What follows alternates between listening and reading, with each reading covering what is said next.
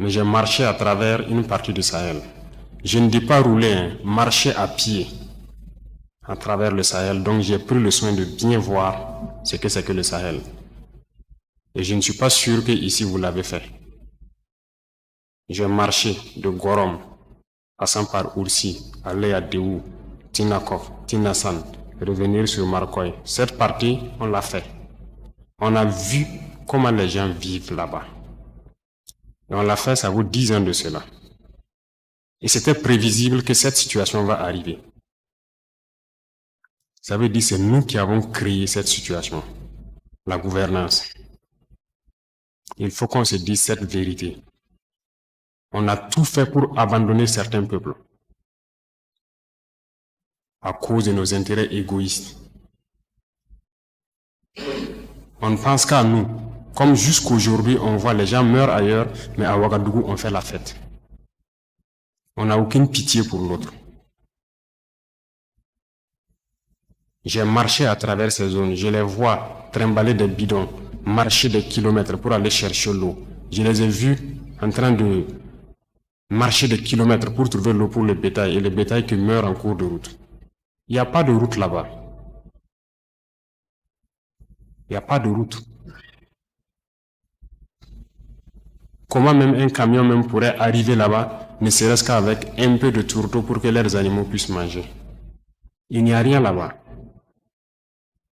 Qu'avons-nous construit là-bas? Qu'avons-nous fait là-bas? Quel projet de développement avons-nous envoyé là-bas? Est-ce qu'on s'occupe même de leur vie? Rien qu'une simple eau. Qu'avons-nous fait de sérieux dans ces zones? C'est la question qu'il faut se poser. Et le territoire de cette partie, c'est hors de contrôle. Qui en est responsable? C'est nous. C'est nous. Il faut que chacun accepte ça. Nous avons toujours le slogan que c'est un pays pauvre. Vous êtes bien conscient que le pays n'est pas pauvre. C'est parce qu'on est méchant. On est sérieusement méchant entre nous. Les jeunes n'ont rien à faire. On a des terres cultivables. On a de l'eau. Comment on peut ne pas vouloir faire quelque chose pour eux? J'ai vécu à Djibo, avant même le début de la crise. J'ai échangé avec les jeunes de Djibo. La seule route Kongoussi-Djibo,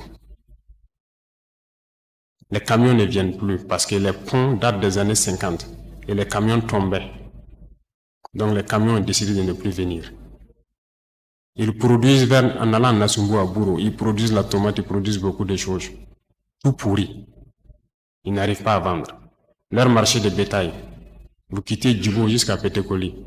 Ils sont là avec leur bétail, ils n'arrivent pas à vendre. Mais vous voulez qu'ils fassent quoi, les jeunes? J'ai écrit un rapport en son temps pour qu'on puisse au moins se réparer cette route. La guerre n'était pas là. Personne ne viendra me dire le contraire. J'étais à Djibo, j'ai vécu là-bas. On n'a rien fait. Rien. Qui en est responsable? Il faut que chacun fasse son introspection et se rende que nous sommes les coupables de cette situation. J'ai fait l'Est. Aujourd'hui, on parle de Mansilla, de Tankwalou et autres. Je vous le répète encore, qui est responsable? Quand un seul fleuve, la Sirba, empêche que quelqu'un quitte Mansilla vers l'arrière en saison pluvieuse, pendant combien d'années on n'a jamais pu faire un seul pont sur la Sirba pour les permettre de communiquer avec le Burkina? Prenez la carte, vous regardez, cette zone est encerclée par un fleuve, la Sirba. Qu'avons-nous fait? Du côté de Tankwalou, j'ai écrit encore un rapport que j'ai remis au haut-commissaire quand j'étais là-bas, pour que les gens fassent pardon pour faire ne serait-ce qu'un pont entre Tankwalou et le reste. Qu'avons-nous fait?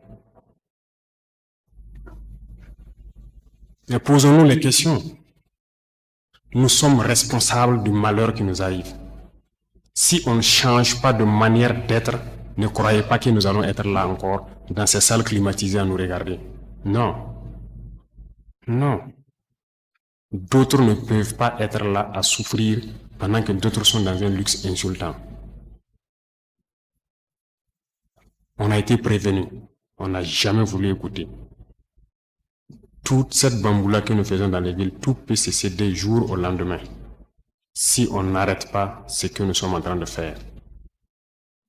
Je sais que personne ne vous a déjà parlé comme ça, mais je vous le dis aujourd'hui franchement.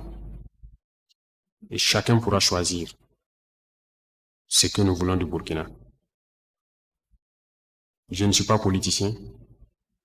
Je n'ai pas de langue de bois. Moi, je suis un militaire. Et je préfère vous dire la vérité. Chacun est libre de prendre ou de laisser.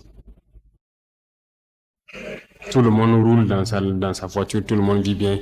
On mange matin, on mange midi, on mange le soir. On fait ce que nous voulons faire. On est libre de parler, de dire ce que nous voulons.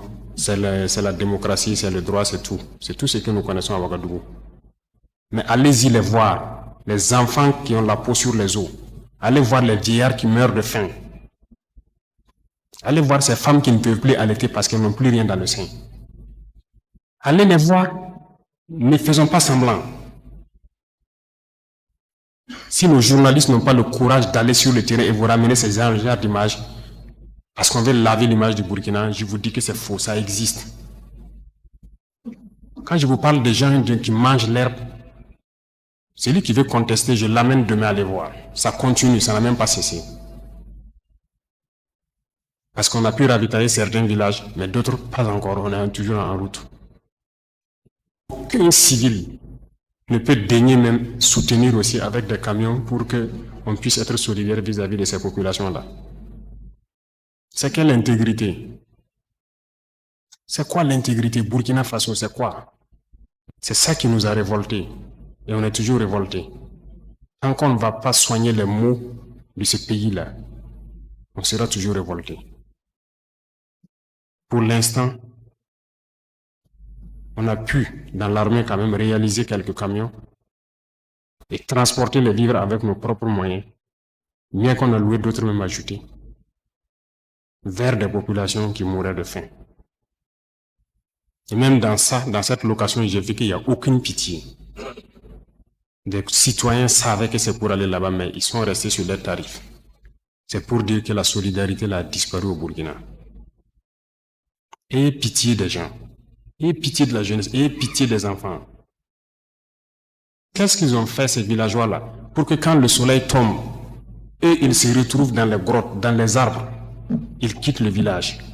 Et le matin, ils se pointent, ils regardent pour voir si tout va bien avant de revenir. Ils dorment dans la brousse. Ils ne peuvent pas dormir chez eux. On ne vous dit pas ces vérités. C'est la réalité du Burkina comme ça. On ne voit que nos villes. Nous sommes responsables de ce qui nous arrive. Et nous serons entièrement responsables de ce qui va suivre.